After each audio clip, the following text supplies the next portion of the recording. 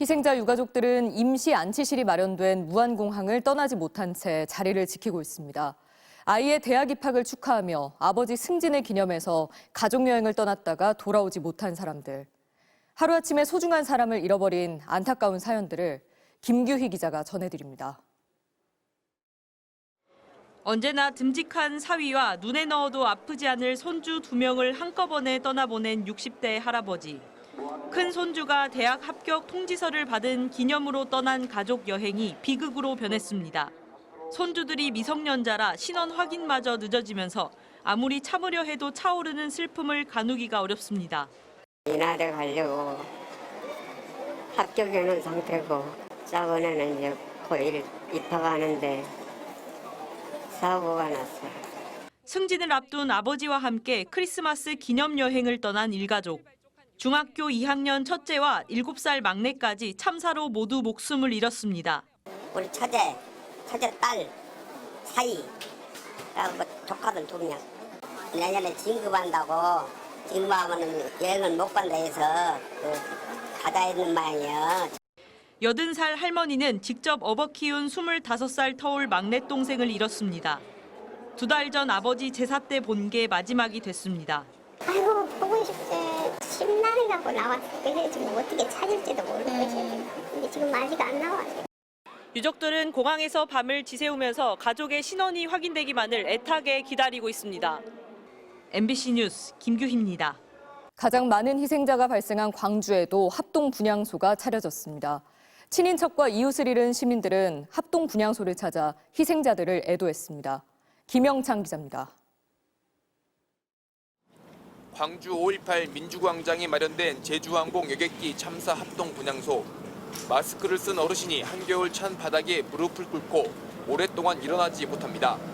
한 동네에 살며 어느새 절친한 친구가 된 사도는 여행을 떠난 뒤 돌아오지 못했습니다. 말도 못해. 그 심정이. 동네 사니까요, 계림동에. 그래서 자주 보죠. 사돈이라도 이제 동네 사니까 보고 그래요. 이번 참사로 숨진 광주 시민은 81명, 모두 광주 시민들의 친인척 이웃이었습니다. 우리 딸 친구 엄마 쪽 그쪽도 가족끼리 가서 그렇게 됐고 광주 사람이 많아가지고 너무 힘들었지. 분향소를 찾은 시민들도 희생자들이 한두 달이 건너면 대부분 아는 사람이었다며 안타까워했습니다. 지인의 지인들도 탑승하셨다고 해가지고 너무나 가슴이 아프고 또 애도를 하기 위해서 여기 분향소가 설치됐다고 해가지고 간절한 마음으로 분향하러 왔습니다. 이번 참사로 가장 많은 희생자가 발생한 광주시는 다음 달 4일까지 제주항공 여객기 참사 애도 기간을 갖고 시민들과 함께 희생자를 추모하겠다고 밝혔습니다. 저랑 아기였으면 그 상황이 막 상상이 되고 아기를 어떻게 달래려고 막 부모님께서 막 괜찮다고 막 하시면서 그 장면이 계속 떠오르는 거예요.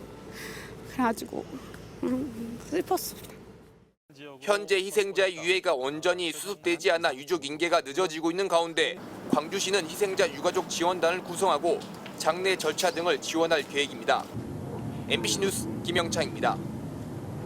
내란 우두머리 혐의 피의자 윤석열 대통령에 대한 체포영장이 청구됐습니다. 12.3 내란을 수사 중인 공수처가 3차례에 걸쳐 출석을 요구했지만 윤 대통령이 아무런 답도 없이 불응하자 2주를 기다린 끝에 강제 수사에 나선 겁니다. 곧 체포영장 발부 여부가 전해질 것으로 보입니다. 첫 소식 구나연 기자가 보도합니다.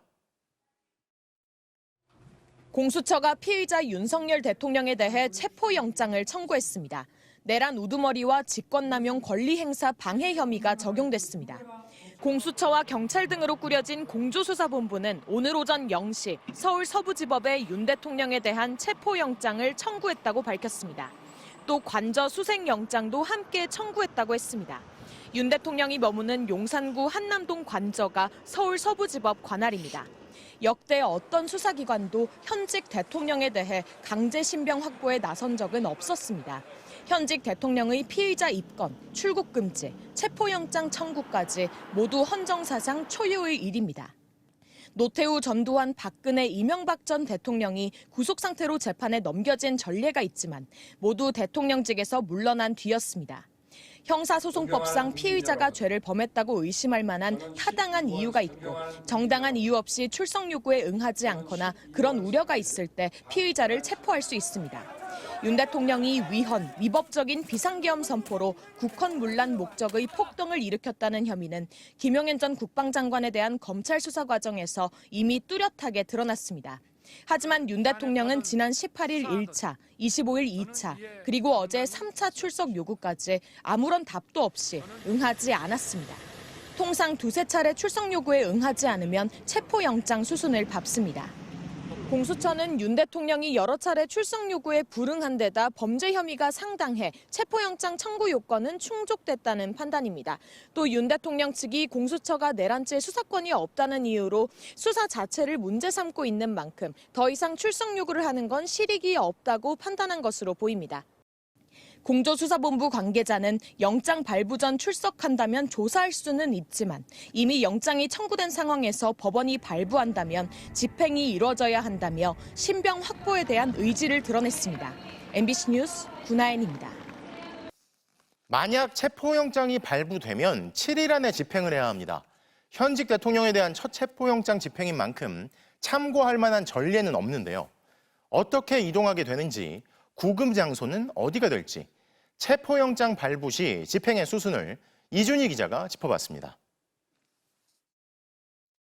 체포영장 집행 절차는 법원이 발부한 영장을 피의자 윤석열 대통령에게 제시하면서 시작됩니다. 체포영장 사본은 윤 대통령에게 줘야 합니다. 체포 이유를 설명한 다음 변호인을 선임할 수 있다고 고지하고 진술 거부권도 안내해야 합니다. 미란다 원칙입니다. 윤 대통령은 곧바로 공수처로 이동해 조사를 받을 것으로 보입니다. 윤 대통령이 머물고 있는 한남동 관저에서 과천 공수처까지 거리는 17km 정도. 경찰 도움으로 교통이 통제된다면 10여 분이면 도착할 수 있습니다. 통상 피의자는 수사 차량으로 이동합니다. 탄핵으로 직무가 정지됐지만 현직 대통령의 예우를 받고 있는 만큼 어떤 식으로 이동할지는 경호처와 공수처가 협의할 것으로 보입니다. 공수처에는 체포영장 집행 순간부터 48시간이 주어집니다. 48시간 안에 구속영장 청구 수순을 밟든 아니면 풀어줘야 합니다. 한 검찰 간부는 수갑을 채우는 게 체포의 집행이라고 관념적으로 이해하고 있고 실무적으로도 그렇다고 했습니다. 검경 지침이나 규정에는 체포영장을 집행할 때 수갑 등 체포 장비를 사용할 수 있다고 명시돼 있습니다. 공수처도 마찬가지입니다.